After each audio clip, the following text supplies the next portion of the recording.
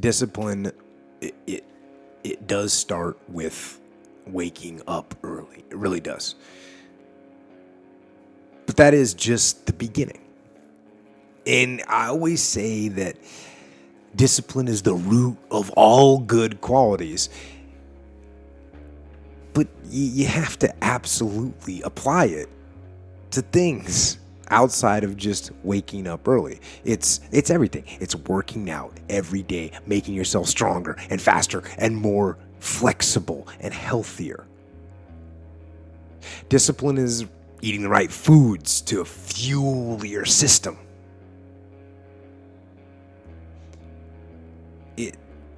It's about disciplining your emotions so you can make good decisions. It's about having the discipline to control your ego so your ego doesn't get out of hand and control you. It's about treating people the way you would want to be treated. And doing the tasks that you don't necessarily want to do, but that you know will help you or help your team. It's about facing your fears. It takes discipline to face your fears so you can conquer them. And that's what discipline is. Discipline means taking the hard road, the uphill road, to do what's right for yourself and for other people. It's so often the easy path that calls to us to be weak for that moment, to break down for that moment, to give in to the desire and the short-term gratification. But the discipline will not allow that. The discipline calls for strength and fortitude and will. It won't accept weakness. It won't tolerate another breakdown. The discipline can seem like it's your worst enemy. But the reality is, discipline is your best friend. It will take care of you like nothing else can.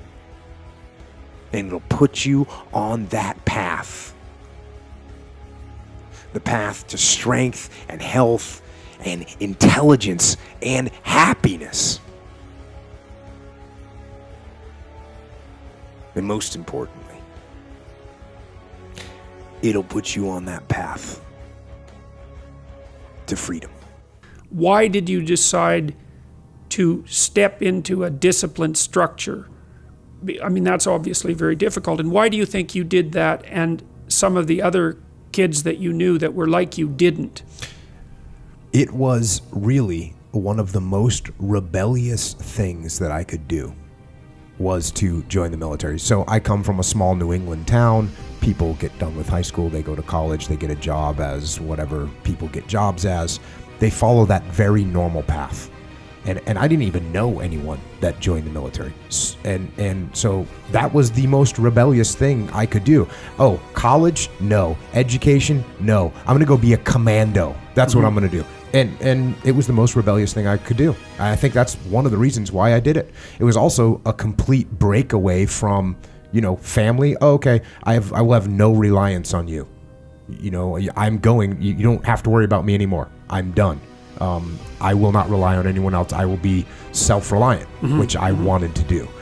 And so I think those are the main things that got me there. And then what's great about it for me was when I got there, you have a completely blank slate and you have very clear directions of what you need to do to ascend the dominance hierarchy. You do this, you follow these rules, you literally fold your underwear in this way when you're going through boot camp and you get a better grade on your military performance. So they give you very clear rules that you're supposed to follow and very clear tasks that you had to do.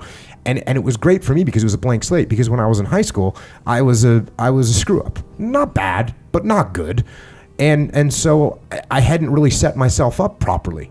And now all of a sudden, all I had to do, that was all gone. It didn't matter. The past did not matter at all. I had a completely blank slate. If you do this stuff properly, you'll do well, and you'll ascend that. Yeah, well, that's hierarchy. That's a very interesting thing, because then it's not merely a matter of following a set of arbitrary rules.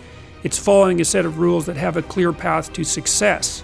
Right? That's a very different thing, and that's also something that's honest, because the rules of the game are well established, and then if you play it properly, you get to win. And that's a big deal as well. You know, and you mentioned the SEAL types, and I've met a number of people like that. You know, they're capable of breaking rules, let's say, or maybe even inclined to break them. But I also think that this is part of the reason that I'm an admirer of Carl Jung, because Jung makes it very clear that, see, he was very interested in the barriers to enlightenment. Because if there's such a thing as being enlightened, let's say, then why isn't everyone enlightened? If it's just a matter of taking the glorious route and following your bliss, let's say, it's like, well, that sounds pretty easy. Why isn't everyone enlightened? But Jung's thinking isn't like that at all. You know, he believed that in order to transform your personality, that first of all, you had to be disciplined, that's for sure. But you also had to integrate that part of you that was terrible and capable of breaking rules and make it part of you. And so then, and I really like that idea. Well, here's an example. So about 20 years ago, I would say, there was a newspaper headline in one of Canada's major newspapers, and it was the Minister of Foreign Affairs at that time, Lloyd Axworthy, and he was talking about what had happened with Milosevic in the former Soviet Union in Yugoslavia, and the atrocities that were being committed. And he said that he was caught unawares by that because he didn't have the imagination for that kind of evil. And I thought, well, you know, you think that what you're doing is signaling your virtue by making a statement like that. But from my perspective, all you're doing is stating your cowardice and your historical ignorance, because if you're going to be Minister of Foreign Affairs, you bloody well better have imagination for that kind of evil. Because if you don't, then anyone who does wins. They beat you. And so you know, again, in the Harry Potter stories, you see, he's touched by evil, right? He actually has a soul fragment that's embedded within him that's as black as anything can possibly be. That's why he could talk to snakes. But without that, he wouldn't be able to have any victory. And that's exactly right psychologically. Unless you can think the way that an evil person thinks, then you're defenseless against them, because they'll go places you can't imagine, and then they win. And so the best men I've met, it was interesting even when I was in junior high and high school, because most of my friends dropped out, you know, by the time they were grade 10, thereabouts. And a lot of them were guys who developed physically. They're pretty powerful, and they're just damn sick of putting up their hand to go to the bathroom. It was like, you know, they're not doing that anymore. One of my friends got kicked out when he sort of challenged the gym teacher, you know, physically. And the gym teacher, he could do an iron cross. He was a tough guy, and so it was no trivial matter for my friend to stand up to him, but he got expelled anyways.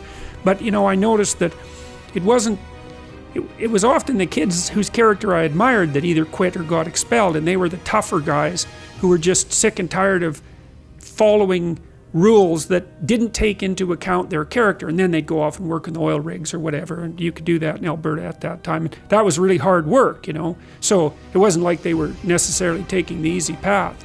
But like, a harmless man is not a good man. A good man is a very, very dangerous man who has that under voluntary control.